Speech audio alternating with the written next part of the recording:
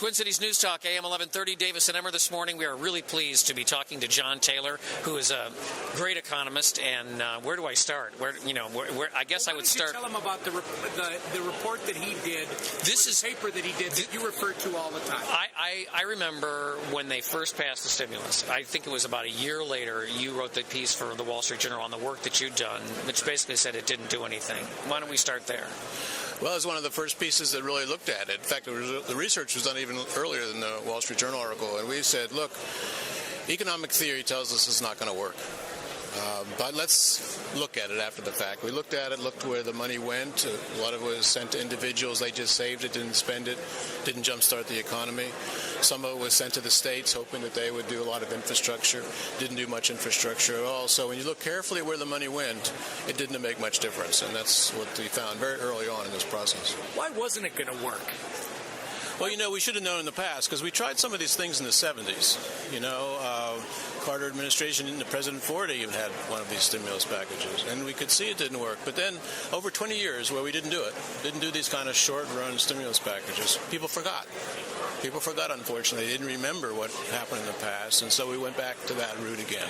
And it shows you how important history is. But the law of fast forgetting, right? Yeah. But from an economics perspective, however you want to phrase it, for the average person that may not be sitting in your classroom or may not be reading, give a mechanical reason. I mean, I've heard, we've had people on our show that describe, when you take when you take water from one end of the pool and carry it to the other end of the pool, all you do is just put the water in a different place, but it doesn't change anything. That's really the basic theory of what goes on, and it's important to get that across because sort of common sense tells you it's not going to work.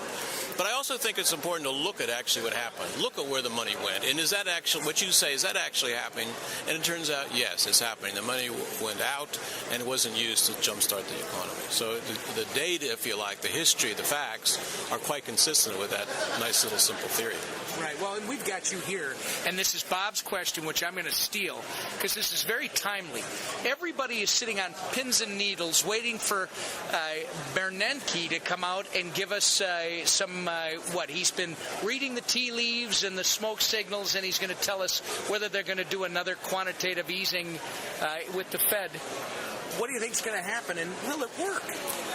Well, I'm not sure it'll work. In fact, when I looked at these QE1s and QE2s, I don't think it worked very much at all. So I'm quite skeptical of them, but that's what they're thinking about, and they may very well do that. It concerns me because it's really not helping the economy. If you like, it's sort of adding more uncertainty. Are they going to do a QE3? Are they not going to do a QE3? People speculate about it. Some people even think the whole stock market's depending on this, which is not a good situation to be in. So I'd like them to sort of move away from that, get back to kind of policies that really worked pretty well in the 80s and 90s. I call it more rules-based policy. It was predictable. You could understand what was going on. The sooner we get back to that, I think the better off the economy will be. How much of a problem is the debt? I hear conflicting, opinions. Some people say, don't worry about the debt. It can be addressed. We're $16 trillion in debt. It seems insurmountable. Is that what's hurting the economy? Yes, it is a big problem because people don't know what's going to happen. They can see other countries when the debt got that high and they see financial crises.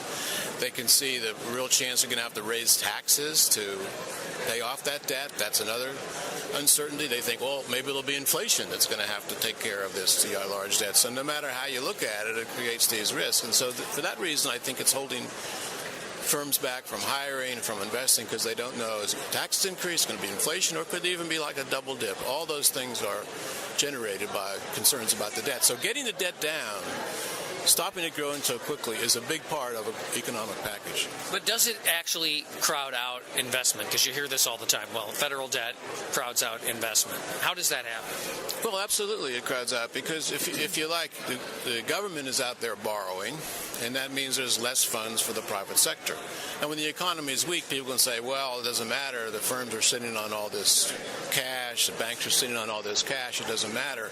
But it will soon matter. And I think it matters now because of the uncertainty that the debt itself is causing. If you like, that uncertainty caused by the debt is crowding out investment. So I think there's crowding out right now. And then people will say, well, we're not Greece because we can print our own money, so don't worry about it. Well, printing your own money means an inflation, and that's the worst reverse kind of policy. Big high inflation again. That's what we had in the 70s. Again, people forget that. We not only had double-digit unemployment, we had low growth, we had double-digit interest rates. We don't want to go back there again. What about the argument that some of these people in government make, including our elected, how about our president and his White House?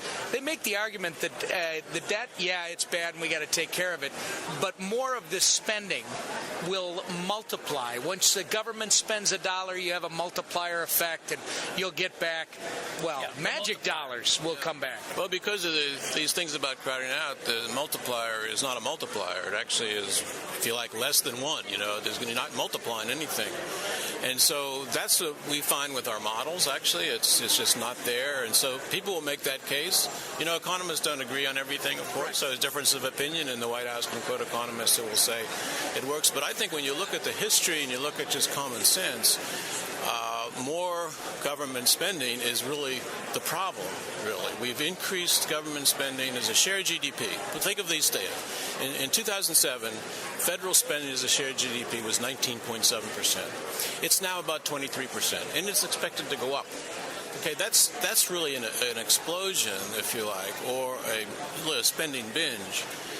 And if we can, and what has it been? Given us a very slow recovery, a weak economy, 8.3% unemployment. And so I think if you can undo that in a gradual way, you don't have to do it overnight, but just get back to where we were in 2007. As a share of GDP, that means you'd have some growth in spending even. So I think that's the answer to the problem. Do you think people follow these arguments between Paul Krugman and yourself and the others? Who, you have the Keynesians who are constantly talking about spending, especially Krugman saying you guys are completely wrong.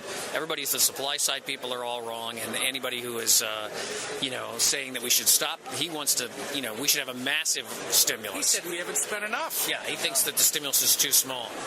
Well, do people follow these arguments, and how do you respond to those? Well, I see there's a real craving out there for people to try to say, what's the difference? Why are you guys disagreeing? And so what I've found, if you get two people in the same room or in the same show, if you like, and they talk back and forth, people say, I see. Well, I agree with, say, Taylor on that issue. And there's a real craving to try to understand. It's difficult. People don't want to look at the charts and the numbers, they tune out. But the more I think that you can get your listeners to think about the numbers and the data and the history, the more they understand that these short-term Keynesian stimulus packages are not helpful. Because that's what I found when I look carefully at the data. You're always going to have disagreements among economists. It's not ever going to go away. But the more people, I think, listen carefully to what both are saying, the better it is. What I found, and I served in the Minnesota legislature, it's not just the public that has trouble when you get it in piecemeal fashion and through the different media outlets, but it's elected representatives. I used to sit next to a guy who's a leader in the Minnesota legislature now who literally would look at me and say things like, they told me there would be no math, all right? What I find interesting, the more Bob and I have been doing this show, and you can probably tell, I think we're a little unique that we get really turned on about these economic theories and principles and debates, and the more we talk about it... They won't let us talk about economics too much, because we'll go crazy. We have listeners, we go out and do these town halls almost, and they're starting to ask, could you explain more what Keynesian theory is all say, about? What's Keynes? What does that mean? Somebody came up, one of our things, and said, explain Keynesianism. I think that what people have to realize, when people say Keynesian, they mean a lot of different things. But to me, the most damaging part is that you can think just in a very short run, you increase government spending for a year, or even think the worst. Remember cash for clunkers? Yes. Remember cash for clunkers? We're going to stimulate the economy by getting people to buy new cars, turn in their clunkers. Well, that had a little goose to the economy, boosted the economy for a couple months, but then it sort of undid itself. So people can understand that pretty clearly, right? That can't be a way to get growth, to get jobs going. And that's basically what these Keynesian things do. That's an extreme, but they just try to short-term effect, and then, of course, they undo themselves. And how about this fiscal cliff people were talking about? What's caused by that? That didn't come from outer space. That came from all these short-term policies. Right. And here we're facing the cliff. Yeah, right. John Taylor, thanks. Thanks for joining us. It's been great. Appreciate it. Really appreciate it. Honor to meet you. Honor to Thank be you. here. Thank you. Thanks a lot. Twin Cities News Talk, AM 1130. Just talked to John Taylor, and we'll be back.